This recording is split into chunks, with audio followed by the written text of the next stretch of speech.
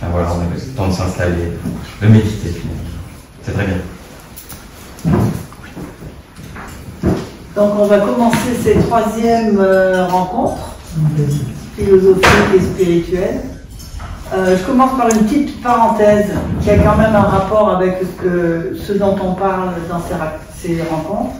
Il se trouve que j'organise sur Issingeau des soirées qui s'appellent les conversations du flot, qui sont des soirées beaucoup moins philosophiques et moins spirituelles qu'ici, mais quand même. Et il se trouve que la première de la rentrée, le 11 septembre, elle sera, on accueillera Jean-Marc, qui viendra nous présenter sa théorie, enfin sa mécanique universelle, ou comment l'humanité est destinée à la perfection ultime. Donc je vous pose quelques flyers, ils sont horribles. Je les ai faits dans la nuit, j'en pouvais plus, et en plus il a plu dessus, enfin c'est horrible. Mais soit vous prenez une photo avec votre téléphone, de toute façon il n'y en a pas beaucoup, soit vous aurez l'information par ailleurs. Voilà. Merci. C'est tellement bien vendu qu'on va entendre. Oui, c'est vraiment beau. Hein. J'ai fait comme j'ai dit. Voilà. Sinon, donc aujourd'hui, j'avais dans l'intention de revenir sur les 2 dernières rencontres, mais je vois qu'il y a beaucoup de personnes qui sont nouvelles, donc qui ne pourront pas me faire de commentaires sur ce qui s'est passé précédemment. Et puis, comme on a un petit peu de retard, on va essayer de respecter les horaires. Donc, on accueille aujourd'hui Romuald, qui a fait 6 heures de route pour venir nous voir et qui va devoir en faire autant pour rentrer chez lui. Donc, on va essayer de ne pas trop déborder sur les horaires. Donc, ce jeune homme qui a 30 ans est professeur de philosophie en Basse-Normandie. Et il a développé une pensée personnelle qu'il a transcrite dans un livre qui s'appelle Le monde comme épopée, comme théogonie. Titre très obscur. Voilà, mais il va nous éclairer là-dessus. Et en gros, si j'ai bien compris ce qu'il m'a dit rapidement, il a sa philosophie est un projet d'explication globale du monde et son rapport à la spiritualité et alors pas à l'actualité mais au moment à l'histoire d'aujourd'hui, voilà, actuelle. Et pour ce faire, elle a effectué certainement de nombreuses recherches qui l'ont amené à lire 3 auteurs donc, qui sont cités dans le petit flyer et sur les renseignements que vous avez eus sur Facebook ou autre. Teilhard de Chardin, Sri Aurobindo et Ken Wilber, qui ont, malgré les apparences, des points en commun. Teilhard de Chardin, bon, c'était un religieux, comme beaucoup le savent. Sri Aurobindo, c'était un adepte de philosophie voilà. Et Ken Wilber, qui pour moi était un réel inconnu, en fait, c'est aussi penché. Il paraît que maintenant, il est considéré comme le plus grand philosophe contemporain. Ce n'est que mon avis. Voilà. Mais je l'ai lu ailleurs. Oui, je l'ai lu ailleurs. Ceci dit, moi, j'ai lu quelque chose de rapide sur lui. J'ai absolument rien compris. Parce qu'il a inventé, alors une théorie, ça, on arrive à suivre le film, mais il a inventé des concepts et des mots que je ne connaissais pas. Cependant, ce qu'on trouve entre les 3, outre Aurobindo et Chardin, qui sont relativement contemporains, puisqu'ils datent de la fin du 19e et ils sont tous les 2 morts au début ou au milieu du 20e siècle. En revanche, Wilber, il est né au moment où les autres sont morts. Voilà. Du coup, ça peut lui donner un regard extérieur sur ces 2... alors j'ai dit ces 2 auteurs, effectivement c'est des auteurs, mais c'était surtout des philosophes entre autres. Parce que Teilhard de Chardin, c'était aussi un scientifique, un paléontologue, un prêtre jésuite. Un prêtre, oui, bien sûr. Il a eu aussi beaucoup d'ennuis d'ailleurs avec l'Église. Voilà. Et en fait, pour relier ces trois personnages, qu'est-ce qu'on trouve et ça relie aussi Jean-Marc Tonizo, c'est pour ça que je vous ai donné le flyer, c'est qu'ils ont tous les quatre, plus Romuald, mis au point une théorie de l'évolution de l'humanité et donc de l'homme. Voilà. Alors, pour ce qui est de ça, je vais m'arrêter parce que je ne pourrais pas en dire bien plus. Ouais, merci, voilà. Merci pour cette belle présentation et merci à tous d'être venus. Oui, alors l'idée, c'est de présenter un courant de pensée que je représente et que Jean-Marc aussi représente, enfin, je pense. Donc, je vais parler de trois auteurs que je vais présenter. Alors évidemment, parler de trois auteurs en une conférence d'1 heure, ça semble un peu démesuré comme projet. Donc j'ai surtout m'axé sur Pierre Teilhard de Chardin et je dirai quelques mots sur les deux autres, Schry-Aurobindo, Ken Wilber. N'hésitez pas, si vous avez des questions, même pendant la conférence, à intervenir, parce que moi, effectivement, je travaille en lycée avec des élèves de 17-18 ans, et en fait, j'ai l'habitude de beaucoup d'interactivité. Et quand on parle face à une classe et où personne n'intervient, ça peut être vite déstabilisant. N'hésitez pas, si vous avez des questions, même, bon, après, il y a la discussion, n'hésitez pas.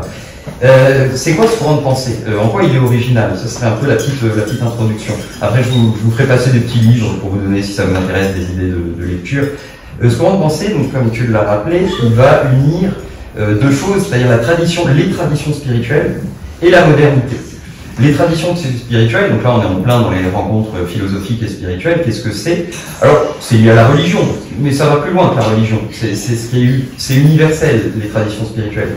Les traditions spirituelles, c'est le travail qu'on va faire pour essayer de développer son esprit, développer sa conscience, pour essayer d'atteindre un état de conscience supérieur. Un état de conscience supérieur, on peut entendre des états où on va avoir un amour plus grand, une joie plus grande, voire même une extase, comme Jean-Marc vient de le dire. Donc ça, c'est le côté spirituel qui va se baser sur des pratiques concrètes. Donc là, on est accueillis chez... j'ai oublié le prénom. Voilà, Madeleine qui, si j'ai bien compris, fait du yoga. Ça fait partie des pratiques spirituelles qui peuvent nous faire évoluer au niveau de notre conscience individuelle. Donc il y a plein de pratiques, il y a la méditation, on parlait du bouddhisme, il y a même la prière, si on est plutôt chrétien. Donc la spiritualité, faut pas la limiter au dogme. Moi je suis chrétien dogmatique, moi je suis musulman dogmatique, c'est quelque chose d'universel qui permet d'élever l'homme, d'élever les individus vers une conscience supérieure. Mais on a dit ce qui fait l'originalité de ce courant, parce que ça, à la limite, c'est pas original. On l'a depuis le début de l'histoire de l'humanité. Ça, c'est la tradition spirituelle qu'on a un peu perdue aujourd'hui. Je pense que vous serez tous d'accord pour dire que notre monde moderne est un peu malade, sans doute d'un manque de spiritualité. Donc, ce que va ajouter ce courant de pensée, justement, c'est la réflexion sur la modernité. Qu'est-ce que c'est la modernité? Alors, Renaissance, siècle des Lumières, on peut remonter assez loin quand même. À un moment donné, c'est l'idée que le monde, de manière collective, plus seulement l'individu par la spiritualité, peut évoluer et s'améliorer. C'est le siècle des Lumières, l'idée de progrès, par l'éducation, par l'action politique, l'action révolutionnaire, par le progrès économique, par l'évolution des mœurs, par le progrès technique. On considère que le monde peut se transformer et s'améliorer. Pas seulement les individus, chacun dans leur coin, faire de la spiritualité, faire de la méditation, mais changer le monde aussi collectivement. Voilà. Changer le monde, faire évoluer le monde. Et ça, c'est, je pense, ce qui caractérise, les auteurs dont on parle là sont d'accord avec ça, ils l'ont dit avant moi, puis d'autres l'ont dit, je pense que c'est ce qui caractérise la modernité, cette idée de progrès, cette idée de transformation. Et en fait, si on ne relie pas les deux, il y a un problème. C'est pour ça qu'il faut relier les spiritualités traditionnelles et modernité du progrès. Parce que si on est seulement dans la spiritualité, comme le dit Jean-Marc, le but c'est d'atteindre que l'humanité atteigne sa perfection ultime. Ça c'est vrai. Mais si on n'est que dans la spiritualité, on va manquer quelque chose. On va se désengager du monde. Enfin, ça peut produire ça, la spiritualité. Moi, je m'occupe que de mon petit esprit. Je laisse de côté la politique, la société. Ça peut être un danger. À l'inverse, si on prend l'idée de progrès, de transformation du monde collectif, politique, économique, technique, vous voyez bien que s'il n'y a pas la spiritualité, ça mène à la catastrophe. Et c'est sans doute ce qui se passe aujourd'hui. On va arriver dans la crise écologique, le transhumanisme, les technologies qui pourraient déshumaniser l'homme. Ces technologies-là, Teilhard en parle, elles sont pas mauvaises, mais il faut remettre du spirituel avec. Il faut équilibrer le spirituel et le matériel, je dirais même la terre et le ciel. Ça, c'est des termes que j'aime beaucoup chez Aurobindo et Teilhard de Chardin. Équilibrer la terre, c'est-à-dire notre vie ici-bas, et la transformation collective du monde, politique, social, historique, et le ciel, donc le spirituel, la transcendance. Et le but de la spiritualité n'est pas de fuir le monde. Et là, j'en arrive direct à Teilhard, ça c'était mon introduction. Teilhard de Chardin, donc je vais faire un petit peu de biographie quand même, pas être que dans les idées, mais il a cette idée que le christianisme ne doit pas devenir une pensée de la fuite du monde, d'un salut individuel, mais il y a un salut collectif chez Teilhard de Chardin, et même cosmique, c'est-à-dire de sauver l'univers. C'est assez ambitieux comme projet. Teilhard de Chardin. Alors j'ai des petits livres. Alors, pour Teilhard, j'en ai pris deux. J'ai pris les écrits du temps de la guerre, parce que je vais vous le lire juste après. Teilhard a écrit dans les tranchées, il a écrit de la philosophie, je vous précisais après, quand il était dans les tranchées. Donc ça, c'est pour vous donner des idées de lecture, je vous les fais juste passer. Ce livre-là, ce serait pour ceux qui auraient plutôt une fibre poétique, mystique, alors que j'ai un autre livre de Teilhard qui s'appelle Le phénomène humain, qui est son livre le plus célèbre, où là, c'est plus pour ceux qui partiraient d'un point de vue scientifique, pour aller après vers le spirituel. Il faut aussi unir le spirituel et la science, bien sûr, dans la mesure du possible. Donc je vous fais passer ces deux livres-là, si vous voulez jeter un œil, ça peut donner des idées de lecture. Alors j'ai fait en sorte de prendre des livres accessibles. Bon, accessible mais exigeant, ça reste de la philo quand même, à un niveau conceptuel, mais j'ai pas pris les livres les plus incompréhensibles de ces auteurs-là. Teilhard, il est né en 1881, dans le Puy-de-Dôme. Teilhard de Chardin descend d'une certaine noblesse. Et alors c'est un homme qui a fait beaucoup de choses, c'est très très riche, il a une vie incroyable. Il était scientifique, comme tu l'as rappelé, il était paléontologue, il a beaucoup travaillé sur les premières races d'hommes, les différentes races homo, ce qui l'a amené à voyager en Afrique, en Chine, enfin il a beaucoup voyagé, c'était un grand voyageur. Et en plus d'être scientifique, là, il était prêtre jésuite. Les jésuites développaient beaucoup, on en parlait, les jésuites, il y avait beaucoup de scientifiques qui étaient jésuites, on peut le dire à l'envers dans l'autre sens. Donc il était scientifique, reconnu internationalement. Je le précise par la communauté scientifique, je le précise parce que de nos jours, malheureusement, dans la spiritualité, il y a parfois des gens qui se prétendent un peu scientifiques, mais c'est pas toujours très clair. Donc Teilhard, il y avait une vraie reconnaissance internationale. Prêtre jésuite, théologien. Alors s'il y en a qui sont chrétiens, Teilhard est un théologien intéressant qui a vraiment une vision originale du christianisme, qui va être rejeté évidemment par plein de chrétiens, et même l'Église a rejeté Teilhard de Chardin, même s'il a été remis en avant, il me semble, par le pape François. Je suis pas très sûr de tout ça. Moi, je ne suis pas chrétien, donc je n'ai pas un regard sur l'Église très précis, mais parce qu'évidemment, vu qu'il essayait d'allier science, théorie de l'évolution darwinienne, et religion, christianisme, forcément, à un moment donné, il essayait de faire une lecture non plus littérale, mais symbolique du péché originel, de la chute d'Adam et Ève, et l'Église, ça n'a pas plu, ses œuvres ont été mises à l'index. Évidemment, on n'était plus dans la période, on n'était pas dans une période d'inquisition. Teilhard, les jésuites lui interdisaient de publier. Et c'était pas l'inquisition. Teilhard aurait pu se défroquer, comme on dit, il aurait pu quitter l'Église et faire son travail dans son coin. Mais il n'a pas voulu. Il voulait rester fidèle à l'Église. Il avait une fidélité à l'Église. Il pensait que l'Église était le vecteur spirituel par lequel l'humanité allait atteindre son ultime perfection. Donc ça, voilà, il y avait une fidélité. Ses amis lui disaient constamment, mais quitte l'Église, tu seras tellement plus tranquille. Et non, il n'a jamais voulu la quitter, ce qui fait qu'il a été très peu, voire pas du tout publié de son vivant. Il a fallu attendre ultérieurement. Ensuite, l'autre dernier point biographique que je trouve important, c'est que il a fait la Première Guerre mondiale. Il a fait la Première Guerre mondiale. On lui a proposé d'être aumônier, puisque en tant que prêtre, donc être un peu plus à l'arrière. Teilhard a dit non, je veux être devant. Alors comme Brancardier, il a dit je veux être devant. Je veux être au contact des hommes. Je veux être proche des combats.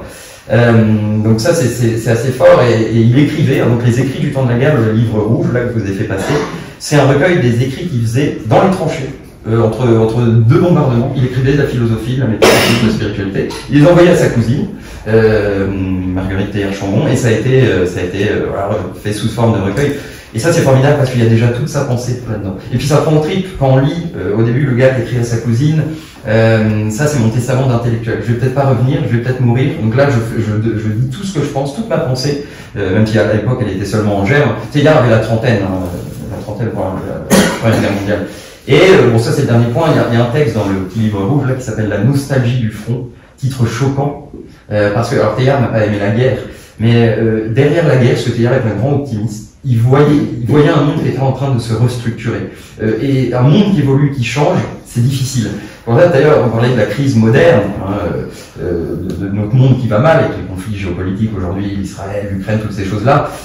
Mais en fait, pour le dire de manière optimiste, et Teilhard aurait dit ça s'il vivait aujourd'hui, c'est une crise d'adolescence. C'est pas une crise de mort. L'humanité est pas en train de mourir. Elle est en train de traverser une sorte de crise d'adolescence. Donc une crise, c'est difficile, ça fait mal, voilà, c'est compliqué, mais c'est pour aller vers le mieux après. Teilhard est un grand optimiste comme ça. Alors sur sa pensée, quelques éléments quand même très importants. Moi, j'ai aucune, je demanderai peut-être le temps parfois où on en est, je n'ai aucune notion du temps dont on parle. Malgré 5 ans, merci, d'enseignement de philosophie, je suis incapable de prévoir. Moi, je me perds à la sonnerie, et là, il n'y avait pas de sonnerie en l'occurrence. Teilhard, il voulait unir sa vision religieuse et sa vision scientifique. Et il voulait comprendre, encore une fois, c'est grand dit comme ça, mais je pense qu'on est là pour ça, il voulait comprendre le sens de l'univers, le sens de nos vies. Et en scientifique, empirique, d'observation, il s'est dit, pour comprendre le sens de l'univers et de l'homme qui fait partie de l'univers, nous sommes l'univers, bien qu'avec la crise écologique, on semble rentrer en guerre avec la nature, l'univers, mais on est l'univers. Donc, en observant l'univers, il va essayer de trouver quels sont les principes qui régissent notre monde. Il va observer des choses assez simples à comprendre. C'est que déjà, l'univers pourrait être représenté par une pyramide parce qu'il évolue vers l'unité. Je m'explique, si on prend les particules élémentaires, vous avez, si vous regardez la physique, vous avez des protons, des neutrons, même des plus petites particules à plus petite échelle, qui vont s'unifier pour former des atomes. Ces atomes, ensuite, entre eux, vont s'unifier pour former des molécules. Certaines de ces molécules, les macromolécules, vont s'unifier pour former des cellules. On rentre dans le vivant. Et donc, il remarque comme ça qu'il y a une sorte. Alors, il y a eu un Big Bang, évidemment, l'univers a été projeté dans l'espace-temps. Mais après cette projection, je fais des gestes parce que je pense que ça aide à comprendre. Après cette projection, eh bien, l'univers va. Il y a une concentration de la matière qui va vers une certaine unité. Premier point. Évidemment, je vais ramener ça à l'homme après. Parce que dans la nature, ok, mais ça a un lien avec nos vies. Ça, c'est le premier point. Deuxième point, Teilhard va remarquer que c'est aussi de monter vers la complexité. Le monde, la nature devient de plus en plus complexe. Des structures de plus en plus complexes. La vie se complexifie. L'évolution des espèces, on parle d'organismes unicellulaires microscopiques, puis on évolue, les espèces évoluent. Et à un moment donné, sommet de la complexité, de la matière, vous avez des cerveaux qui évoluent aussi, des cerveaux avec des cortex orbitofrontales très complexes, c'est chez les grands singes, puis à un moment donné, vous avez l'Homo sapiens. Voilà. Donc, pour Teilhard, l'Homo sapiens, c'est actuellement, dans l'univers connu, le sommet de l'évolution, c'est-à-dire c'est celui qui porte le flambeau de l'évolution. Je reviendrai sur ce que ça veut dire. Alors, ici, on pourrait avoir une objection, c'est un peu anthropocentrique, ça fait un peu de l'homme le centre. C'est vrai, la critique est vraie, même si le fait que l'homme ait cette conscience supérieure fait qu'il a des responsabilités envers la nature. Quand on a une conscience plus évoluée, on a une morale, donc on n'est pas là pour saccager la nature, faire souffrir les animaux. Non, il y a des prémices d'un devoir envers la nature, chez Teilhard de Chardin, des prémices d'écologie, même si à l'époque on n'en parlait pas. Et Teilhard est un visionnaire, je vais vous en dire 2 mots après, il a vu venir des choses, c'est incroyable. Ce genre d'auteurs sont souvent des visionnaires. Donc, voilà, on monte vers la complexité, on monte vers l'unité, et puis à un moment, Teilhard franchit un cap qui ramène le spirituel, on monte vers la conscience. C'est-à-dire que, pour Teilhard, il y a de l'esprit un peu partout dans l'univers, mais c'est un peu de l'esprit endormi, c'est du proto-esprit, mais tout l'univers a une dimension spirituelle. Et cette montée vers la complexité et l'unité, c'est aussi une montée vers plus de conscience. Et c'est pour ça que quand vous prenez le sommet pour l'instant de la complexité, c'est notre cerveau, le sommet de l'unité, c'est pareil, et qu'est-ce que ça produit? Ça produit la conscience. Voilà. Alors on pourrait s'arrêter là. Bon, l'homme est apparu sur Terre, voilà, il y a de la conscience. Mais non, évidemment, ça ne s'arrête pas là. La marche en avant de l'univers, du vivant et de l'homme, parce que c'est la même chose. On est pris dans, moi j'appelle ça, c'est une sorte d'épopée cosmique. On est pris dans une sorte d'épopée, c'est une marche en avant de l'univers, de l'homme, du vivant dans son ensemble. Ça continue d'avancer. Regardez les hommes, ils vont essayer de s'unir les uns avec les autres. Toujours dans cette perspective d'unité. Alors on va former des familles, des couples amoureux, ça commence par des tribus, bien sûr, et puis on fait des sociétés de plus en plus complexes, des empires, des civilisations. Et aujourd'hui, on a la mondialisation. Teilhard, ça, l'a pensé. C'était pas développé comme aujourd'hui à son époque, mais bien sûr, lui parlait de planétisation. Il a pensé la mondialisation. Aujourd'hui, on est en train de s'unifier, l'humanité est en train de s'unifier dans une méga structure, une sorte de macro-organisme planétaire. Parce que c'est ça qui est assez fort. C'est qu'on est en train de créer collectivement une sorte d'être supérieur. Je m'explique. Vous voyez les atomes, quand ils s'associent. Ils forment des objets matériels complexes. Hein. La table devant, bon, c'est une pile d'atomes organisés. La Terre nous dit, les êtres humains, ils sont comme des atomes. Ils les appellent des particules conscientes. On est des particules conscientes. Et si on s'associe les uns avec les autres, comme les atomes, est-ce que ça va pas permettre de créer une structure supérieure, une sorte d'être supérieur, une sorte de conscience supérieure? Dans un certain sens, Teilhard nous dit la mondialisation, elle va aboutir à l'émergence d'un esprit. Alors là, on va partir petit à petit dans le mystique. On est parti de choses empiriques, scientifiques, là, on monte vers le mystique. Il faut relier les deux. On va monter vers une sorte de conscience supérieure. Il y a un esprit de l'univers en tout cas de la Terre, de façon modeste, il y a un esprit de la Terre qui est en train d'émerger à travers la mondialisation, à travers l'action humaine. Teilhard a même anticipé Internet. Il est mort, je ne l'ai pas dit tout à l'heure, hein, il est mort en 55, le jour de Pâques, formidable pour lui. Il est mort en 55 et il a anticipé Internet. Hein. Il y a des textes, c'est saisissant, on a l'impression qu'Internet existait déjà. Hein. Il disait, bah oui, à force d'augmenter nos communications, voilà, il y a une sorte de cerveau planétaire qui se met en place. Ça, c'est vraiment du Teilhard de Chardin. Mais attention, là, on pourrait dire, oh là, ça parle d'un truc technologique un peu. Oui, comme je vous disais tout à l'heure, Teilhard, de toute façon, il intègre tout. Il pense que la technologie est importante pour notre évolution. Mais comme je vous le disais tout à l'heure, il faut un petit peu calmer les choses et mettre de la sagesse là-dedans. Sinon, bah, ça devient. On peut aller vers des dystopies absolument terribles, hein, des mondes dominés par des IA, tout ce que vous voulez, des totalitarismes numériques. Donc il faut équilibrer les deux. Mais le technologique est pris en compte par Teilhard. Et le spirituel. C'est-à-dire tout doit évoluer. La société, la spiritualité des individus, les mœurs, la morale, le technologique, tout ça doit converger dans ce que Teilhard appelle le point oméga. Alors, là, dans l'alphabet grec, vous avez l'alpha, l'oméga, l'alpha, première lettre de l'alphabet. L'oméga, c'est l'aboutissement de l'univers. On peut dire de la Terre si on veut rester modeste, hein. Mais moi j'aime bien dire l'univers parce qu'il faut aller au bout des choses. Je pense qu'il faut sauver l'univers, voilà, sans vouloir être trop. Mais on est là pour ça finalement tous, autant que nous sommes sur cette planète. Donc il faut, mais ça prend du temps. On en parlait avec Jean-Marc, ça peut prendre des siècles. Hein. Mais il faut effectivement, il y a un point oméga, c'est-à-dire ce point oméga que Teilhard va identifier bien sûr à Dieu et plus précisément au Christ. C'est le corps mystique du Christ, il l'appelle. Qu'est-ce que c'est ce point oméga? C'est dur à représenter, hein, ces choses-là. C'est l'ensemble de la Terre, avec tous les individus parfaitement réalisés, auront atteint un bonheur total, une béatitude. C'est la Terre parfaitement réalisée, avec tous les êtres vivants, voilà, on retrouve une conscience écologique, qui va, à un moment donné, se transformer dans quelque chose de divin. En fait, le point oméga, c'est la Terre et les hommes qui rejoignent Dieu. C'est ça. Donc on peut penser à l'Apocalypse biblique, même si Teilhard étant très optimiste, il parlait pas beaucoup des aspects, on va pas parler de ça, des aspects antéchristiques. Non, lui il est plutôt optimiste, il disait on va vers Dieu, on va vers le Christ, le règne du Christ, la parousie, hein, le retour du Christ, on va vers ça. Donc ça c'est la pensée de Teilhard. Après, ce qu'il faut se demander, c'est quelles sont les conséquences, que penser c'est bien, mais quelles sont les conséquences pratiques, comment nous on doit vivre. Parce que vous voyez, quand je vous dis il faut sauver l'univers, c'est un peu abstrait, comment je fais, moi ma petite vie, hein, qui est importante, une pensée du tout, comme je dis souvent, ne doit pas être une pensée totalitaire. Si on dit faut sauver le monde, mais ça amène à broyer les individus, ça marche pas. Donc Teilhard, il y a une pensée de l'individu. L'individu, il doit se réaliser. Et alors là, je vais faire très simple. Teilhard nous dit que finalement, chaque individu, il a un double rôle, sens de notre vie. Il doit à la fois s'épanouir lui-même en tant qu'individu, se réaliser ses talents, ses rêves, ses aspirations, pour être heureux, et en même temps il doit servir à son échelle l'humanité. Chacun à son échelle peut apporter quelque chose à l'humanité, même si c'est modeste. Et le mieux c'est quand les deux vont ensemble, faire ce pourquoi on est fait, sa vocation, et servir l'humanité comme ça. Voilà, c'est formidable. Mais chacun a un rôle à jouer dans cette évolution. Dans tous les domaines, un artiste qui crée de la beauté, que le but c'est de créer le vrai, le bien, le beau. Vous savez, ces grandes valeurs dont Platon parlait beaucoup.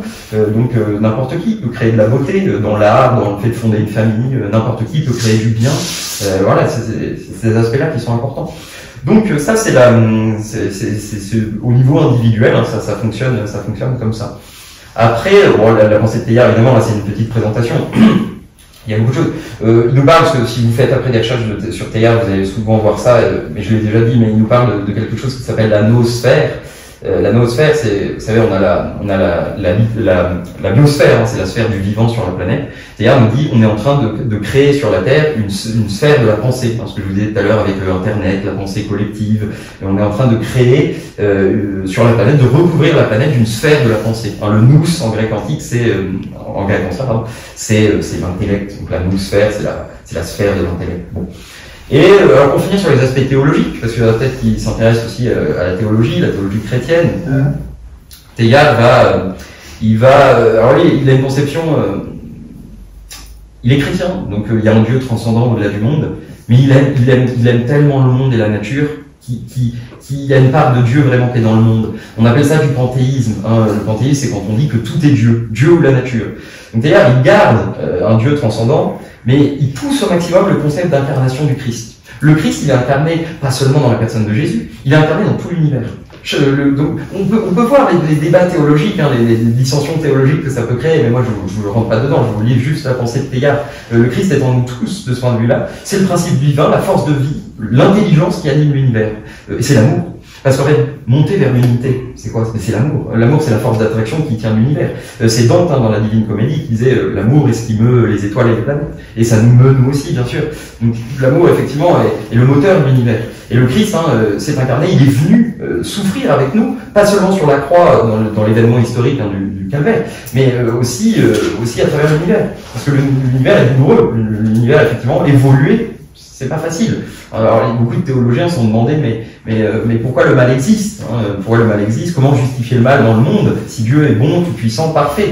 Teilhard nous répond. Il répond que le monde, on ne peut pas être directement dans la perfection. Le monde part d'une sorte de néant, mais c'est Dieu qui le met en marche, et on doit aller du néant vers l'être. C'est un travail, c'est difficile, il y a des ratés. L'évolution ne marche pas en ligne droite. Il y a des stagnations, il y a des régressions. Mais la finalité, c'est la béatitude. Alors Jean-Marc, lui, il dit l'extase, c'est rigolo, on a chacun notre mot, et on est un peu obsédé chacun par notre mot, mais c'est des synonymes. Quoique béatitude est connoté, tu me disais hier, très chrétien. C'est vrai. Mais peu importe, c'est universel. La finalité, c'est la béatitude, c'est l'extase, c'est le paradis, c'est ça le but qu'on doit atteindre. Et alors je sais pas combien de temps on en est, je vais peut-être passer à Aurobindo. Ah bah c'est tout. Je sais pas si ça fait combien de temps que je parle. Par contre, j'ai bien écouté ce que tu disais, mais en revanche j'ai eu une idée, j'ai fait un oubli au début. Ah bah c'est pas grave. Si c'est grave. Parce que ça te concerne. J'ai dit tout à l'heure qu'il avait fait beaucoup de routes, ça lui a pris beaucoup de temps, mais ça lui a pris aussi un peu d'argent. Et donc on a apporté un magnifique chapeau pour le faire tourner, pour merci, c'est gentil. Moi en plus, j'aime pas demander ce genre de choses, mais c'est vraiment pour le trajet, parce qu'on ne fait pas de la philo pour l'argent, on fait plutôt une école de commerce. Donc moi ça me gêne un petit peu, mais effectivement le trajet c'était un certain coût. Donc c'est gentil, merci. C'est très gentil. Voilà, donc oui, alors je sais pas si quelqu'un a l'heure pour pouvoir vous repérer. Il est en face. Ah oui. Ouais, c'est bon, c'est parfait, c'est parfait. Non, mais je vais passer à Aurobindo, parce que j'ai envie vraiment de parler des trois, il me semble avoir dit l'essentiel de ce que je voulais sur Teilhard. Peut-être que parmi l'assistance, oui, si, qui a envie de... Bien sûr. Le point oméga, il est plutôt individuel. Il est collectif. C'est-à-dire que le point oméga, c'est là justement où Teilhard parle du corps mystique du Christ. Merci, c'est gentil. Qu'est-ce que ça veut dire? Ça veut dire que les individus doivent se réaliser en tant qu'individus, ils vont s'unifier. Alors si on prend la théologie, c'est dans le corps mystique du Christ, et donc il est collectif au sens où, qu'est-ce que c'est le point oméga concrètement? C'est Dieu, c'est le Christ, mais dans lequel sont unis dans laquelle est unie la collectivité des hommes. Je ne sais pas si c'est clair, mais c'est dur à se représenter, parce que c'est métaphysique. Pourquoi il y a une aspect linéarité et une aspect verticalité? À quel niveau? C'est temporel, non, dans le point oméga? C'est la rencontre de la croix, c'est le centre? Oui, j'ai pas très bien compris la question de l'horizontal, le vertical. J'avais regardé un tout petit peu ça. Oui, en fait c'est... Il y avait une notion de temporel, c'était l'horizontal. Oui, d'accord, ah oui, je vois, oui, c'est qu'en fait, Teilhard de Chardin, connaissant bien la science de son temps, il était conscient que c'est la seconde loi de la thermodynamique, ne posez pas plus de questions après là-dessus, parce que je ne suis pas scientifique, mais c'est la seconde loi de la thermodynamique en physique qui indique que, en gros, l'univers tend vers le désordre et le chaos. Je simplifie, il y aurait un physicien qui dirait attention. L'univers tend vers le désordre et le chaos par une force de désorganisation, et ça c'est l'aspect horizontal. Et Teilhard nous dit, ouais, mais il y a une force que certains scientifiques aujourd'hui appellent la négantropie, parce que ça c'est l'entropie, la tendance au chaos, qui va vers l'unité, la complexité, ça c'est le vertical, et qui, elle, va sauver l'univers. On va dire qu'il y a une course entre les deux un petit peu. Est-ce que l'univers va réussir à atteindre son but, c'est le but de l'univers, avant que le chaos l'emporte finalement? Il y a une lutte cosmique, moi j'insiste là-dessus. En fait, il y a une lutte cosmique dans l'univers, mais aussi en chacun d'entre nous. Ça, c'est le spirituel. Les musulmans parlent du grand djihad, la lutte intérieure spirituelle, qui est le vrai djihad, et pas la guerre sainte. Et aussi dans la société, évidemment, il y a toutes ces luttes-là. Qu'est-ce que représente la croix? Teilhard n'a pas, on pourrait l'interpréter comme ça. Teilhard n'a pas parlé tant que ça du symbolisme de la croix, mais en fait, le symbolisme spirituel, c'est super intéressant, c'est l'ésotérisme. À chaque fois, on se rend compte que chaque symbole religieux peut être interprété de multitudes, à la limite, oui. C'est plutôt ce que représente la communion, au sens. Ouais, une sorte d'unification. C'est-à-dire l'unité des personnes. Ouais, on peut le penser comme ça. Non, mais pour Teilhard, c'est-à-dire qu'elle soit désintégrée. C'est-à-dire qu'elle rentre dans une communion, c'est-à-dire dans quelque chose de collectif, avec les enveloppes sans les amis. Merci pour cette remarque, parce que c'est un truc ultra important que j'ai oublié. Parce qu'on pourrait dire l'unité. Attendez, est-ce que ça va pas finir au totalitarisme? Les individus détruits, c'est ça un totalitarisme? Un totalitarisme, il crée une unité dans la société. Mais les individus, c'est fini. Teilhard, c'est là où c'est formidable, c'est peut-être même sa meilleure intuition. Et il nous dit, donc merci pour là, il nous dit l'union individualiste. Qu'est-ce que vous allez dire? C'est-à-dire que quand on est dans une bonne union, je vais prendre un exemple, eh ben, on va plus se réaliser et plus être soi-même. Au contraire, ça ne va pas nous détruire, ça va nous réaliser. Exemple, le couple amoureux. Le couple amoureux, si on est dans un couple malsain, mauvaise unité, l'un des deux partenaires va potentiellement être détruit. Si on est dans un couple sain, et Teilhard parle du couple, lui il était chaste prêtre, mais évidemment il pense le couple, eh bien, dans un couple sain, on se réalise plus que si on était seul. Et c'est spirituel, il y a le couple spirituel. Pareil pour la bande d'amis, pareil pour la société. L'image politique marche aussi. Une démocratie, dans l'idéal, elle unifie la société en permettant à chaque individu d'être lui-même. Donc, c'est très important, il y a la bonne et la mauvaise unité. Et la mauvaise unité, c'est l'uniformité. Tout le monde devient pareil, totalitarisme. Donc, vraiment, merci. Donc, je me suis à d'autres questions, sinon on enchaîne sur notre ami Aurobindo. Eh bien, alors, Aurobindo, donc, alors, je vous ai pris un livre. C'est pas un livre d'Aurobindo, c'est un livre d'un de ses disciples. C'est une présentation d'Aurobindo, de Satprem, l'aventure de la conscience. C'est ça le spirituel, l'aventure de la conscience. Pourquoi je n'ai pas pris Aurobindo? Parce que Aurobindo est dur à lire, et je regardais mes livres, et je n'ai pas vraiment. Oui, des livres un peu plus simples, mais je n'ai pas vraiment trouvé. Ça, c'est plus simple. Alors là, pareil, si vous êtes tendance scientifique, lisez pas ça. Là, c'est le mystique. Là, c'est un mystique. Aurobindo est un mystique et son disciple est un mystique. Donc, je vais faire passer le petit livre. Voilà. C'est bon, des petites idées de lecture si tout ça vous intéresse. Aurobindo, alors, lui, il est né en 1872 en Inde. Il a été envoyé, comme ça se faisait beaucoup, en Angleterre. Évidemment, c'était l'Inde colonisée par l'Europe, tout à fait. Il a été envoyé faire ses études au Royaume-Uni. Donc il a la culture occidentale. Et ensuite il est retourné en Inde et il a travaillé la culture orientale. Donc l'hindouisme. Teilhard était chrétien, Aurobindo est hindou et il a lu les Védas, il a lu tous les grands sages, les Upanishads, il a tout lu. Sa culture de l'hindouisme elle est monumentale et il peut servir pour les occidentaux d'introduction à l'hindouisme. Donc ce qui est bien, c'est qu'on relie spiritualité là dans notre conférence occidentale, en tout cas chrétienne, et orientale.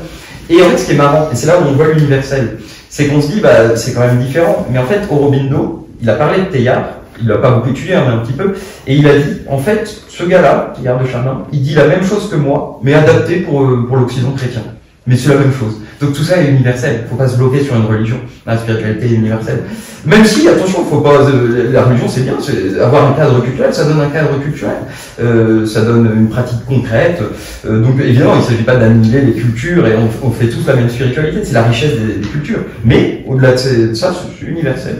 Donc Aurobindo, il revient et puis il y a une dimension politique très forte parce qu'il va lutter pour l'indépendance de l'Inde. Avant Gandhi, il est un peu tombé dans l'oubli. Il est connu Aurobindo dans les milieux spirituels, mais en dehors du spirituel, personne ne le connaît. C'est comme Teilhard, c'est plus connu tout ça. Et donc il va arriver effectivement en Inde et il va se mettre très fortement dans la lutte pour l'indépendance de l'Inde. Donc je le disais avant Gandhi, ça commence avant Gandhi. Donc il y a vraiment cette dimension politique. Et en parallèle, il y a sa quête spirituelle. Donc il y a une pratique concrète, c'est pas juste un théoricien. Il a pratiqué la méditation et différentes formes de yoga d'une manière très poussée. Donc il y a les deux en parallèle, le politique et le spirituel, ce qui rejoint ce que je disais au début. Il va même faire de la prison, parce que les Anglais, à un moment donné, ils en avaient un peu marre de lui. Et alors c'est rigolo parce que quand il était en prison, il va avoir une expérience du nirvana, l'accomplissement ultime spirituel pour les orientaux. Et il y a des pages, on a permis là on comprend ce que c'est l'extase, la béatitude qu'un mystique peut atteindre. En fait, il voit des prisonniers, il voit ses conditions de vie qui n'étaient pas forcément terribles, et il dit mais je vois que le divin en fait. Je vois le divin partout. Alors qu'il était au fond d'une cellule, bon c'est une cellule anglaise, ça devait aller quand même, je pense pas que c'était le... Mais il voit ça et il se dit mais c'est formidable. Et donc il va atteindre cette expérience spirituelle, puis après il va se retirer de la vie politique, il va se concentrer seulement sur le spirituel. Donc au bout d'un moment il va devenir maître spirituel, hein, parce que il y a des gens qui vont venir, il va devenir un maître avec des disciples, dans un ashram d'abord, un ashram, une sorte de communauté de méditants. D'ailleurs, il appelait cette communauté un laboratoire de l'évolution. On revient sur cette évolution. Théard nous disait que l'être humain doit passer dans un autre stade de son évolution. On va engendrer une race supérieure. Alors supérieure, c'est pas le surhumain de Nietzsche, pour ceux qui connaîtraient, et à nouveau, c'est pas le transhumain de la technologie, c'est pas la spiritualité, encore une fois. Mais on attend il dit l'homme est un être de transition. On attend un homme supérieur, j'aime pas trop le mot, parce qu'il de la déconnotation, mais un homme Plus abouti. plus abouti. Un homme renouvelé. Renouvelé. Merci, on a beaucoup de bonnes propositions. Ouais. Un homme renouvelé. Hein. Donc, il y a cette évolution. Et pourquoi je disais ça? Oui, un laboratoire de l'évolution. C'est-à-dire qu'on essaie, on tâtonne, voilà, mais on essaie de construire l'homme de demain. Après, ça a donné Auroville, hein, Auroville, bon, qui peut être critiqué, mais je ne vais pas rentrer là-dedans sur certains aspects. Parce que des fois, on a un business du spirituel qui peut se développer, mais je ne veux pas rentrer dans ces aspects-là. Excusez-moi, elle est critiquée que parce que il y a eu une désunion au sein même du complexe Auroville. Il y a une question d'argent qui est rentrée là-dedans, et ce qui a fait que les membres qui occupaient Auroville, qui sont venus de partout du monde entier, du Canada, de la Suisse, de l'Allemagne, ont fait entrer cette notion d'argent. Et là, ça a donné des dissensions, et beaucoup sont partis. D'accord. Je ne sais pas aujourd'hui, à l'état actuel, dans quel état se trouve Auroville, mais je pense qu'ils ont besoin de gens pour grandir. D'accord. Merci pour la précision, parce que je n'étais pas au fait de ce qui s'était vraiment passé. Merci à vous. Merci à vous. Oui, et donc il va se mettre, même à la fin de sa vie, hein, il va se retirer dans une retraite spirituelle. Donc c'est vraiment un praticien de la spiritualité. Alors, à nouveau, qu'est-ce qu'il y a d'original là-dedans? Parce que Aurobindo, il a écrit un livre qui s'appelle Le secret des Védas, donc les Védas, les livres saints de l'hindouisme. On voyait, il fait que répéter, enfin, qu'est-ce qu'il y a de nouveau là-dedans? Encore ce que je vous disais tout à l'heure, cette volonté d'unir le ciel et la terre. C'est-à-dire, dans l'hindouisme, alors l'hindouisme c'est vaste, hein. L'hindouisme, il y a le shivaïsme, il y a le vishnouisme, parler d'une religion au singulier comme le christianisme, ça ne veut pas dire grand-chose. Mais pour penser, des fois, on est obligé de faire des simplifications. Penser, c'est à la fois faire des nuances et aller dans le complexe, et après, il faut synthétiser. C'est tout un aller-retour. Donc là, je fais des grosses simplifications, mais dans l'hindouisme, dans le bouddhisme, quand même souvent cette pensée de la fuite de la terre. On doit sortir du cycle des réincarnations. Voilà, on se réincarne de vie en vie. Moi, je trouvais ça formidable quand j'étais jeune, quand j'avais 18 ans, que j'étais élève en terminale. Je trouvais ça formidable. Et puis un jour, j'avais dit à mon prof de philo, je lui avais parlé de ça, et il m'avait sorti une phrase, il m'avait dit, les bouddhistes, ils n'aiment pas la vie. Voilà, le choc. Mais comment ça? Moi je disais à l'époque, je disais Mathieu Ricard, j'étais le moine bouddhiste, je suis rentré là-dedans moi, au fil, je commençais par des choses simples, je suis pas rentré par les gueules, hein. Donc moi ça m'avait fait un choc, et en fait l'idée, qui est très présente chez Nietzsche d'ailleurs, c'est que, mais là elle est trop exagérée, mais c'est que effectivement la base du bouddhisme, la première vérité du Bouddha, c'est que la vie est souffrance, le monde est souffrance, et le but c'est de sortir de ce cycle de réincarnation de souffrance.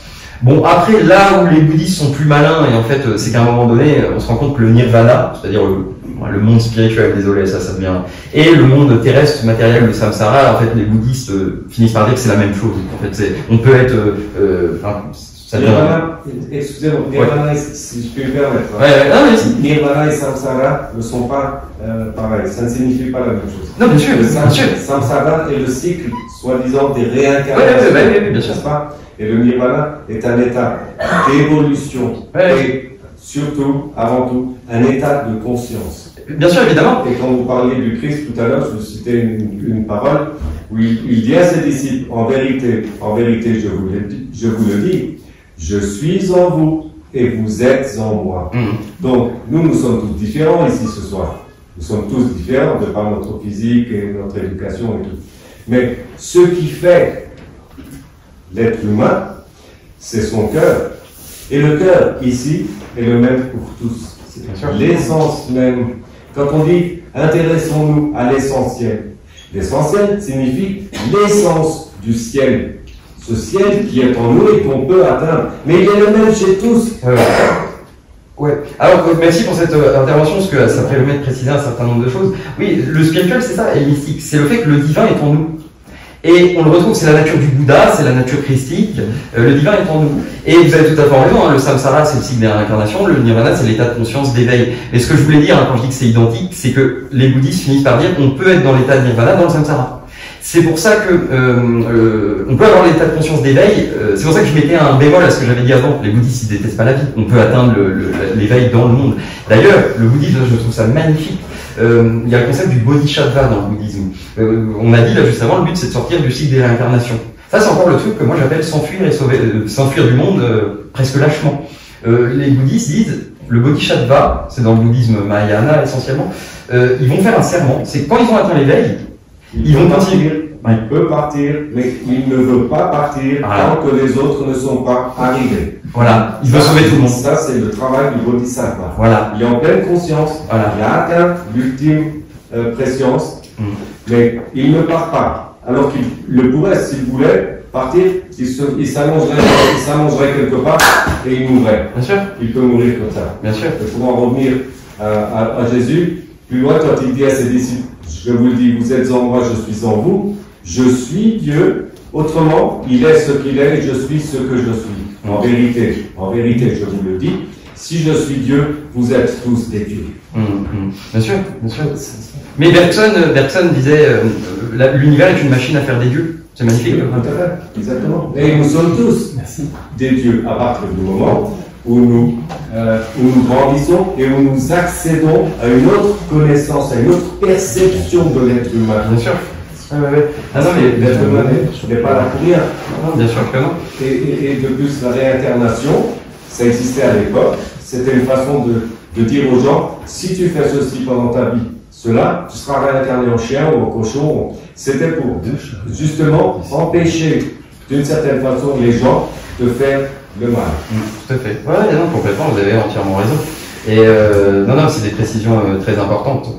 Donc voilà, vis-à-vis du bouddhisme. Donc lui, Aurobindo, ce qu'il veut amener en plus, même si c'était déjà théorisé, on n'invente jamais vraiment rien de totalement nouveau, il veut remettre en avant le fait que, et là ça pourrait faire penser au yoga, hein, c'est très lié, le fait qu'il faut aussi intégrer la matière et le corps dans le spirituel. Encore une fois, le but n'est pas de s'enfuir dans un monde spirituel, divin, déconnecté, désincarné. Il faut que le spirituel permette de transformer le corps. Transformer le corps, l'humanité, faut une spiritualité incarnée. Ça, c'est Aurobindo en une phrase. Une spiritualité incarnée dans la matière, transformer le corps, transformer l'humanité. Donc, on rejoint des choses qu'on a déjà dit avec Teilhard. C'est un courant de pensée. Et pour ça, il va développer ce qu'il appelle le yoga intégral. Donc, où il va essayer d'unir toutes les traditions spirituelles, les pratiques spirituelles, pour faire une sorte de pratique spirituelle ultime dans laquelle on transformerait l'esprit, le corps, les émotions, l'inconscient, un truc complet quoi. Bon, ça va dans des conséquences mystiques où ça part très loin, donc ça, oui. Excusez-moi, pour ceux que ça intéresse, il y a un livre de Sri Aurobindo qui s'appelle La synthèse des yogas. Ouais. Donc c'est un bon millier de pages. C'est un bon millier de pages à lire. Ah oui. Aurobindo, il a des œuvres, il a écrit des milliers de pages. Mais il passait, à un moment, les gars, ils deviennent des surhommes en fait. Ils dormaient très peu, ils font même plus d'efforts, hein, c'est ce qu'on disait avec Jean-Marc. Ils se laissent porter par le Tao, hein, on dirait dans le Tao, il y a le divin qui agit à travers eux. Ils écrivaient toute la nuit, ils dormaient quasiment pas, c'est des machines. Hein. Ils lisent des livres en une heure, ça ils le lisent, et même pas, et après ils le connaissent. C'est-à-dire, c'est pas de l'apparence qu'ils connaissent le truc. Non, il y a un moment, c'est surhumain. Et Aurobindo, l'aboutissement, alors je vous le dis quand même parce que peut-être qu'il y en a qui s'intéressent à ça, peut-être que d'autres s'opposent à ça, mais il y a après tout ce qui va concerner des choses un peu plus occultes, qui irait presque vers des choses paranormales. c'est que l'aboutissement, c'est qu'il y a quand même chez Aurobindo une transmutation du corps par l'esprit qui va arriver, alors dans combien de temps on ne sait pas, une régénération des cellules, le corps lui-même, l'énergie divine va descendre. Le but chez Aurobindo, c'est de faire descendre l'énergie divine, qui d'ailleurs est féminine, mais bon, je ne vais pas rentrer dans tous les détails, c'est la Shakti. Parce que le dieu au niveau céleste, qui reste en haut, ça serait plutôt le masculin, et la force divine qui descend en bas, ce serait plutôt, je simplifie encore une fois, et une force féminine. D'où l'important de ramener aussi le féminin en avant dans notre époque moderne, comme on le fait, même s'il y a encore bien sûr toujours du travail, parce que ça fait partie de l'évolution de l'humanité. Donc, le corps lui-même va être imprégné de cette lumière, cette béatitude divine, et là où ça devient mystique, voire même occultisme, c'est que même les cellules du corps vont être transformées. En fait, l'aboutissement, c'est le corps glorieux, qu'on trouve aussi dans le christianisme, un corps qui ne tombe pas malade, mais qui ne sont pas malades, qui ne meurent pas. Et encore une fois, c'est le pôle opposé du transhumanisme. Oui. Nous sommes des prototypes. Pardon. Nous sommes des prototypes. Oui, bien sûr, la nature tâtonne et nous sommes des sortes de prototypes. Et donc, c'est ça la croisée des chemins aujourd'hui. Est-ce qu'on veut aller vers le transhumanisme? J'insiste beaucoup sur le transhumanisme, mais pour moi, on ne peut pas comprendre l'époque si on ne s'intéresse pas à l'IA, le transhumanisme. C'est bien d'être dans la spiritualité de l'Antiquité, mais il faut aussi penser le maintenant. Donc, la croisée des chemins, est-ce qu'on va vers le transhumanisme sans âme? Moi, j'appelle ça la religion du matérialisme. Il n'y a que de la matière. Le transhumanisme et le capitalisme aussi, il n'y a que de la... Parce qu'en fait, tout à l'heure je parlais du progrès, l'idée de progrès, mais en fait la modernité, elle a posé le progrès comme idéal de l'être humain, mais le progrès vers quoi? En fait, on l'a compris, juste le progrès économique vers plus d'argent dans sa croissance. Le progrès des plaisirs, c'est l'hédonisme. C'est pas vraiment un progrès du coup. Il manque quelque chose. La modernité nous a donné un idéal de progrès, mais sans but. Progrès vers quoi? Nous assistons justement à la mort de ce système basé sur le progrès et l'argent. C'est une limite. Et nous approchons de cette limite. Et c'est pour ça qu'il y a il y a quelques années, on manquait d'argent. Ils ont par exemple l'euro, rien pour citer. Quand ils ont décidé de calculer le taux de l'euro, ils ont trouvé, parce que dans tous les pays, 6, surtout en France, 6,66. Aux grandes dames des autorités vaticanes, qui ont contacté la BCE pour leur dire ça c'est impossible. Dans la Bible, 6 c'est le chiffre symboliquement qui doit rassembler les nations pour la Grande Guerre. Vous ne pouvez pas. Ils ont mis 6 mois de retard avant l'instauration de l'euro. Ils l'ont fait à 6,50. Je savais pas, c'est fou symboliquement. Justement pour empêcher les gens de prendre conscience de ce qui se passe réellement et des manipulations gouvernementales de tous les pays pour justement dominer les masses populaires. Mais ça c'est une réalité. Oui, il y a alors sans aller jusque dans des choses complotistes, il y a effectivement une élite mondiale, effectivement capitaliste et technocratique, surtout maintenant, qui domine les peuples, les populations, qui a servi les populations. Donc il y a une lutte politique. La lutte n'est pas que spirituelle, les deux sont liés. On ne peut pas transformer le monde sans transformer soi-même. Et vous avez raison de ce que vous dites, parce qu'en même temps, la fin de ce matérialisme outrancier qui déshumanise l'être humain, en même temps, il y a des gens qui naissent à la conscience. Il n'y a qu'une seule conscience dans l'univers. Et cette conscience est en chacun de nous. Tout est un, c'est ce que la métaphysique, il y a un seul être. En fait, vous voyez, moi je crois que je suis Romuald, je n'ai pas beaucoup de prénoms ici, je ne sais pas comment vous appelez. Moi je crois que je suis Romuald, vous croyez que vous êtes Laurine, ça c'est l'ego. En réalité, si on va au-delà de l'ego, on est tous un. Et donc, quelle est la réaction quand on comprend mentalement qu'on est tous un? C'est l'amour. Je veux dire, il y a un moment donné, l'amour, on est tous un. Alors ça veut pas dire qu'il faut, encore une fois, attention, c'est subtil, c'est toujours subtil. Il ne faut pas détruire l'individualité. L'ego, c'est un outil qui doit être mis au service de l'esprit. Mais il faut pas détruire notre individualité. L'individu a le droit de se réaliser en tant qu'individu. Vous voyez, à chaque fois, c'est des subtilités. Et oui, vous avez raison, il y a une lutte politique à mener. Moi, vous voyez, alors je vais pas parler de ça, c'est pas le but, mais j'aime bien des auteurs comme Marx, sur la transformation de la société. Alors, on peut ne pas être d'accord avec Marx, c'est pas la question. Sur la transformation de la société, c'est fascinant, mais il manque le spirituel. Et à l'inverse d'autres spiritualistes, il leur manque la lutte politique. Faut unir les deux. Marx parlait d'un matérialisme historique, dialectique. Moi, je pense qu'on devrait faire un spiritualisme historique, dialectique. Voilà, unir, encore une fois, le ciel, la terre, le politique, voilà, je fais encore des grosses simplifications. Bon, bref. Pour finir sur Aurobindo, et après je passe à Weber, ce sera rapide parce que c'est moins connu.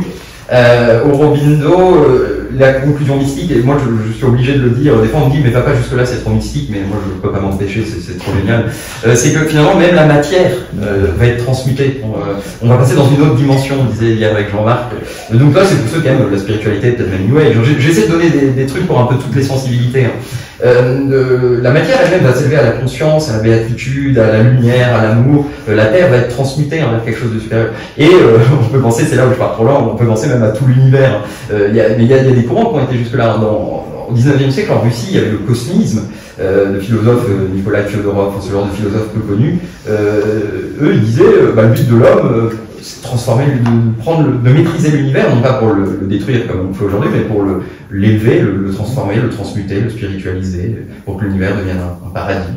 Voilà. On y va petit à petit, ça prend du temps, mais on se retrouvera un jour ici, mais en état de béatitude totale.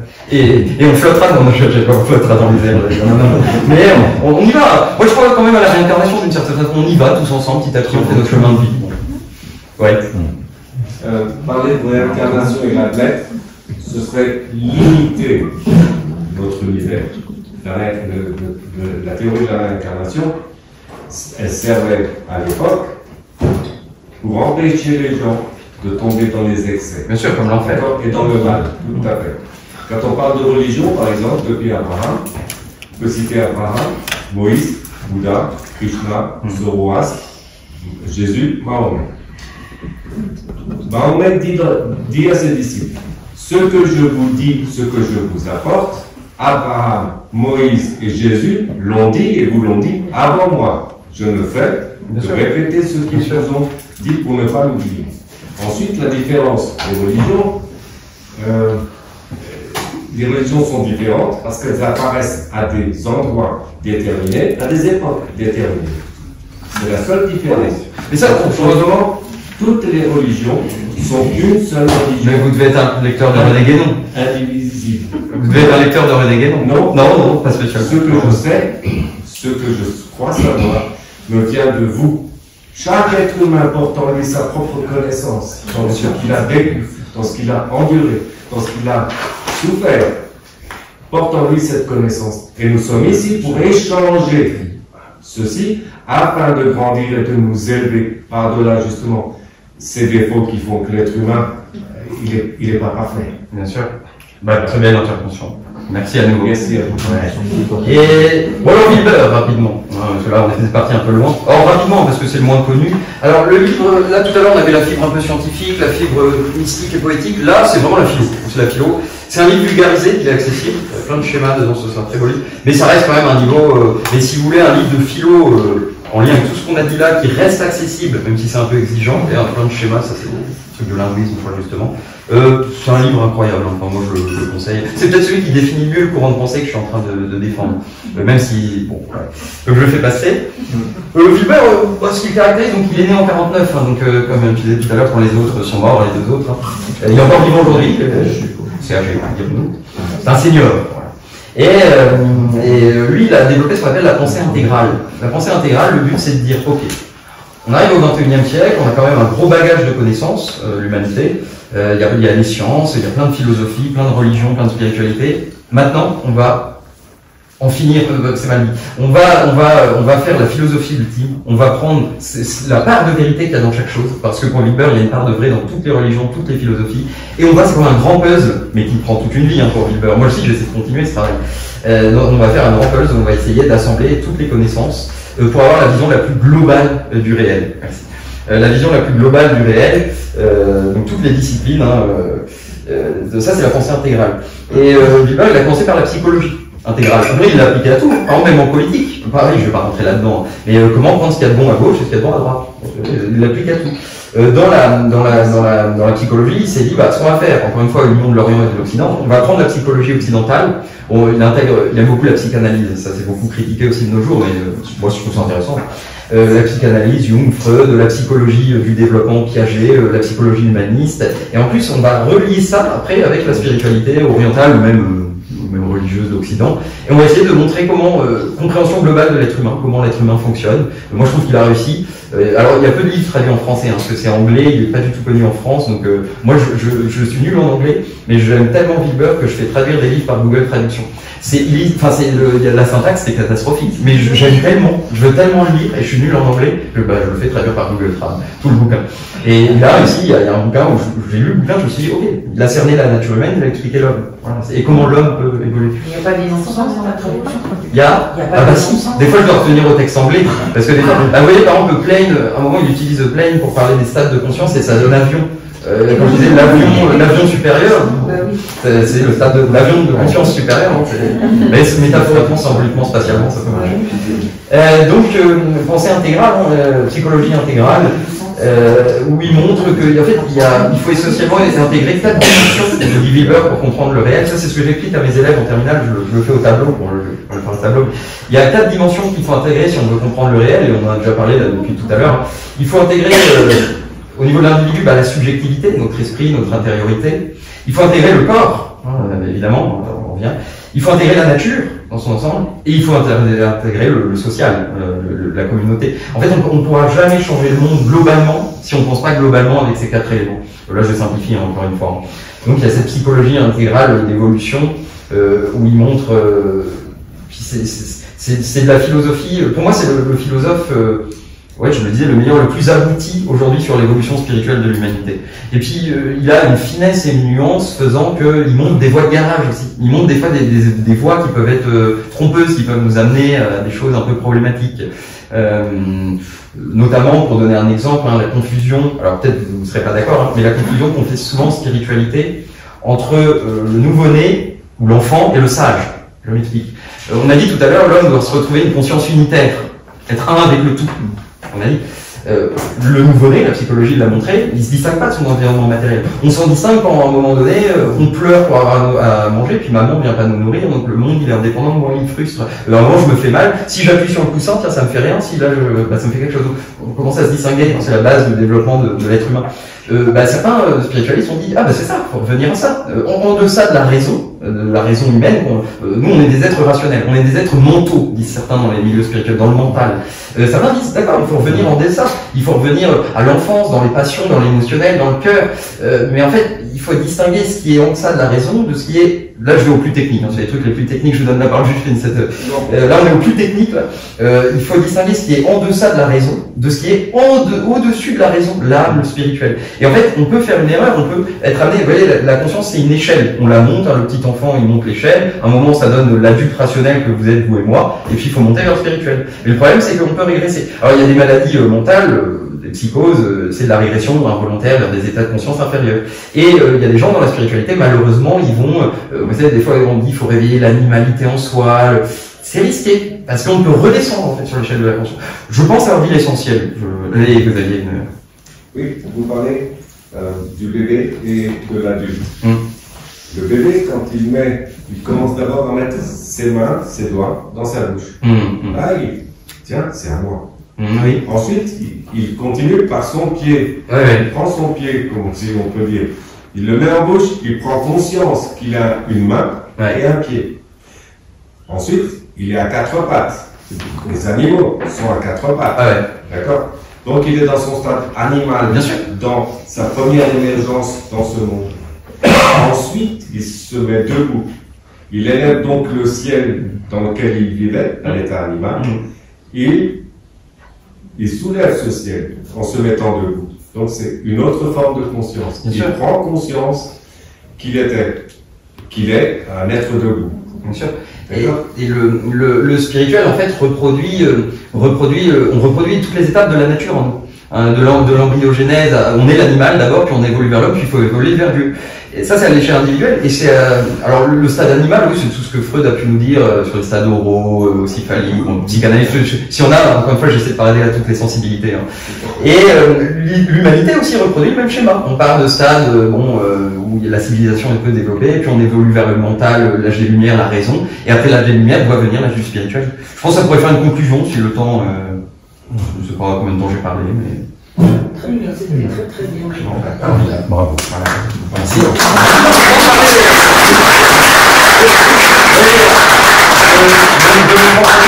Alors, ouais, parce que moi j'ai écrit un livre. Bon, alors, je vous le dis d'emblée, je l'ai pas trop vulgarisé, hein, donc en vrai, je détruis mon propre travail. Il est bien, c'est un bon livre de philosophie, mais c'est un peu pesant, c'est conceptuel. Il y a une première partie, c'est de la métaphysique pure, c'est très conceptuel, même si j'ai écrit le plus simplement possible. Je déteste la philosophie écrite volontairement de manière complexe. Et une deuxième partie un peu plus spirituelle, mystique. Mais bon, je vous en parle pas. Il y a un dialogue de vulgarisation à la fin. Donc tout ce que je vous ai dit là, je le résume en une 60aine de pages. Ça c'est pas mal. C'est de l'auto-édition. Là, je suis en train de le rééditer parce qu'il y a des fautes d'orthographe, il y a pas mal de fautes d'orthographe. Il y en avait même une sur la 4e de couverture. Quand j'ai vu ça, je me suis dit, comment c'est possible? J'ai revu 50 fois le truc. Donc, je suis en train de le rééditer. Donc, si ça vous intéresse, en fait, c'est un nouveau livre qui va sortir, on peut le lire comme ça, hein, dans une dizaine de jours, parce que là, vraiment, c'était très problématique. Donc, ça, c'est mon travail personnel. J'essaie de continuer les travaux des penseurs dont on a parlé. Je m'avais posé une question très pertinente tout à l'heure, pourquoi faire une nouvelle pensée si on a déjà tous ces outils? Et ma réponse, parce que moi je prétends pas faire mieux que ceux dont j'ai parlé, hein, les petits, nous, à côté, ma réponse c'est que, en fait, il faut qu'il y ait le plus de versions possibles de ce courant de pensée, parce que ça dépend encore une fois des sensibilités des gens. Peut-être un, il va être touché par Teilhard, il y en a un, il va être touché par Jean-Marc, la façon dont il fait les choses. Il y en a un, peut-être, j'espère, il va dire, ça c'est bien. Voilà, donc il faut au maximum diffuser ce courant de pensée. Voilà, c'est pas le fini. Tu peux détailler un peu ce que tu développes dans le livre? Ah ouais. Enfin, posons une question. Ouais, alors je détaille le métaphysique. Oui, alors ça aussi, il faut le dire, merci. En fait, mais je réfléchis à arrêter de faire ça, mais ça, c'est mon nom d'auteur. C'est mon nom d'auteur. Florentin Vidot, c'est mon 3e prénom. Ah là, j'avais fait ça parce que j'avais écrit un recueil de poésie. Très personnel. La poésie, pour moi, c'est le personnel, et la philo, c'est l'impersonnel. Même si on est toujours prisonnier de soi, de sa biographie, de sa psychologie. C'était très personnel, et vu que je suis prof, comme vous le savez, je voulais pas que mes élèves le trouvent. Mais maintenant, c'est passé, ça, ils l'ont tous trouvé, et ça me dérange pas. Donc, je m'étais donné un nom d'auteur. Et maintenant, c'est chiant, parce que ça complique les choses, les gens comprennent pas très bien. Donc, je vais peut-être arrêter mon nom d'auteur. Et alors, qu'est-ce que je développe? En fait, c'est en 3 tomes, hein, c'est un système d'explication globale du réel. Premier tome, métaphysique et cosmologie. Toute la première partie, c'est l'explication, alors en me basant un peu sur la science, mais en ne faisant pas dire à la science ce qu'elle ne dit pas, hein, encore une fois, il faut être prudent avec la science. En me basant sur la science, l'histoire de la philosophie, la métaphysique, toute la première partie, la moitié du livre, hein, c'est l'explication de l'univers, de Dieu, pourquoi l'univers existe, comment il est apparu, comment il a évolué, pourquoi ça existe, tout ça.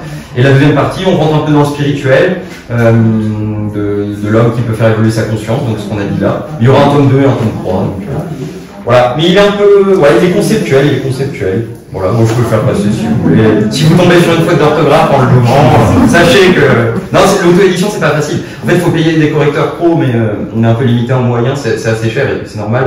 Ou maintenant, le chat GPT, on parlait d'IA, ça peut aider à corriger. Donc voilà, ça sera réédité, enfin c'est en cours de réédition, dans une dizaine de jours, normalement ça sera bon. Voilà ce que je voulais dire, merci de votre écoute, merci des différentes interventions. Ouais. Tu as évoqué le transhumanisme qui avait l'air un grand danger. Comment tu peux le développer? En fait, donc on a les deux justement. Est-ce qu'un des pires vices actuels?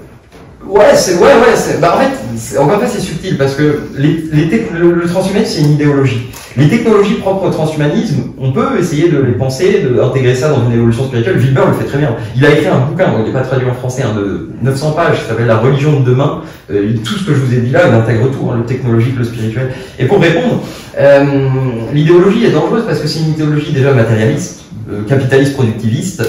Le but, c'est d'améliorer l'homme pour faire un homme augmenté, plus productif. De quoi? Dans un but précis. Par un homme plus productif. Et il y aura, vous savez, ce serait évidemment les riches qui vont pouvoir être des hommes améliorés. Il y aura l'homme amélioré et l'homme diminué. Le pauvre, le prolétaire, l'homme diminué et l'homme amélioré. Et vous savez, les nobles dans l'Ancien Régime prétendaient être supérieurs, littéralement, intellectuellement, physiologiquement au peuple, ce qui était faux. Mais là, ça deviendra vrai. Les dirigeants, ils seront vraiment plus intelligents. Parce qu'ils auront des puces dans le cerveau. Qu'est-ce que vous en pensez? Mais c'est un problème, je dis pas ça comme ça. Oui, c'est une question, on pourrait faire toute une conférence. Non, je sais pas ce que vous en pensiez, c'est bien si vous... Mais ça m'interpelle beaucoup, cet homme augmenté. Ah oui, mais c'est un enjeu... C'est comme ça, alors on fera peut-être... Le transhumanisme, il n'y a plus de libre, tu perds l'homme plutôt. Tu perds l'homme? Ouais. Tu dis un homme économique, juste comme tu l'as dit, c'est capitaliste, c'est matériel. C'est la phase... La fonction. En fait, la religion... Pardon. Non, pardon. La neuroscience, c'est un peu transhumaniste en même temps. Bah oui, parce qu'elle elle va servir à développer les technologies de couplage du cerveau à l'ordinateur, elle va servir à développer tout ça, bien sûr. L'informatique, les neurosciences, les biotechnologies, enfin toutes ces disciplines. Mais c'est dangereux parce que au niveau politique, les systèmes de contrôle totalitaire que ça peut faire, puis l'homme déshumanisé, enfin l'homme robotisé, complètement, là, on peut faire n'importe quoi. Nous allons vers une évolution qui fera malgré malgré, avec ou sans nous, où scientifiquement parlant, nous pourrons remplacer tous les organes d'un être humain. La Bible en parle en disant, à cette époque-là, celui qui vivra jusqu'à 150 ans voudra dire qu'il est mort jeune. Donc on va développer une science de l'homme et on va pouvoir changer les yeux, la rate, le foie, les reins, le cœur. On va arriver à cet état de connaissance. Et pour ceux que ça intéresse, ils veulent, dans ces théories, comme la mère et Saprem, parlent d'une religion renouvelée, c'est-à-dire une synthèse de toutes les religions du monde, ce qui existe déjà aujourd'hui depuis 1844. Ah, c'est la Société théosophique, c'est quoi? Non, ce sont les Bahaïs. Je ne connais pas. Les Bahaïs les prophètes Bahaïs sont apparus en Perse, en Iran, et se sont déclarés il y en a eu deux, la porte et la gloire de Dieu.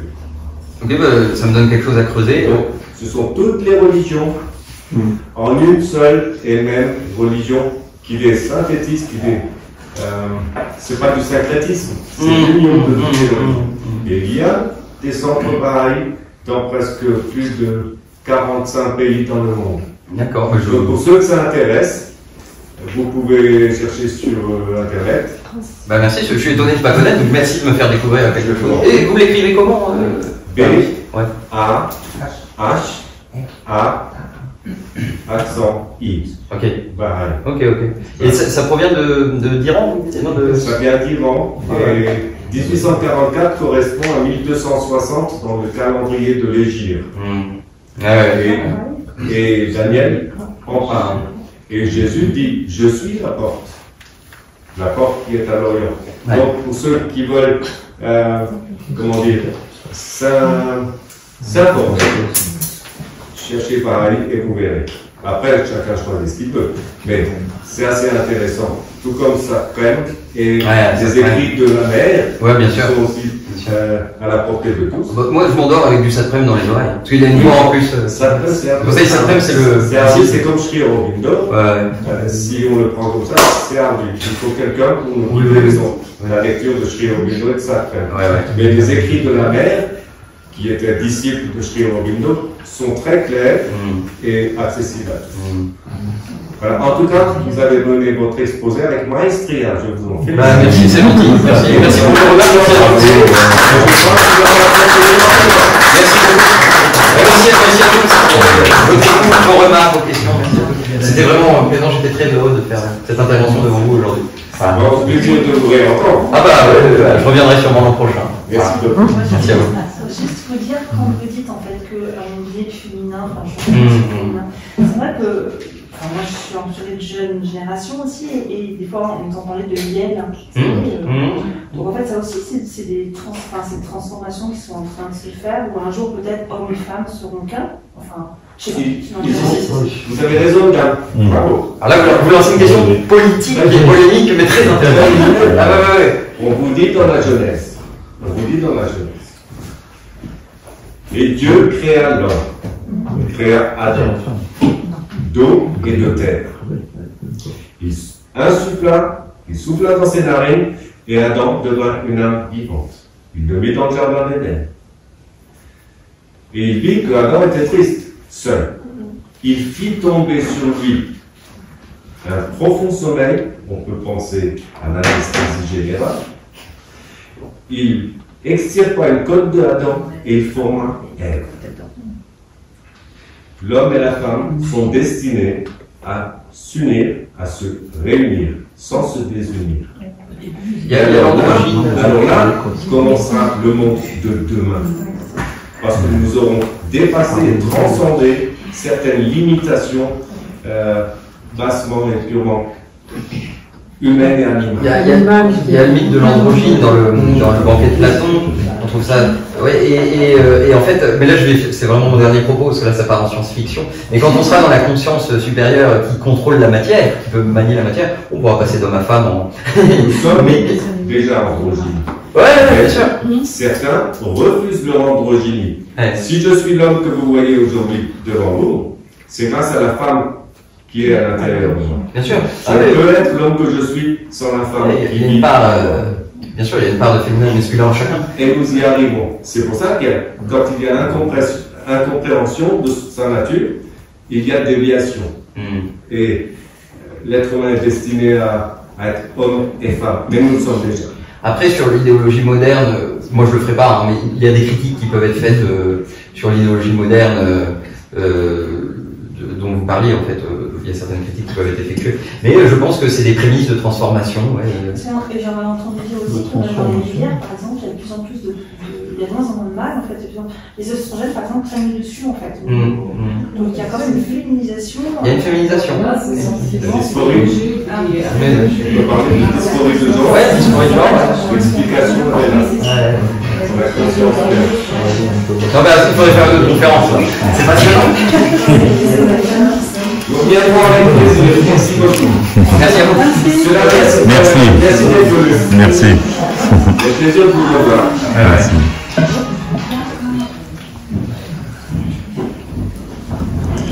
C'est dans la boîte. Voilà. Nickel. Non.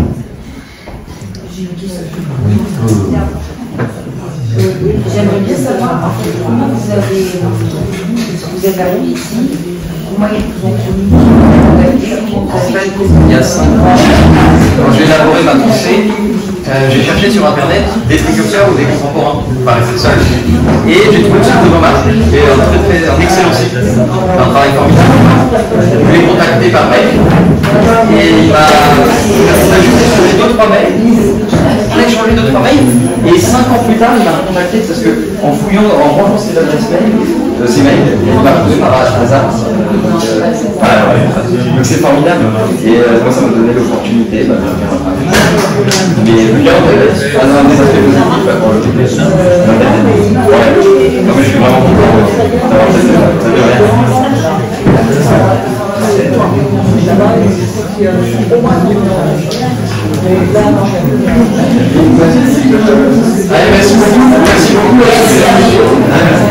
Merci beaucoup à ceux qui font des dons, c'est vraiment très gentil pour mon autoroute, vraiment c'est gentil.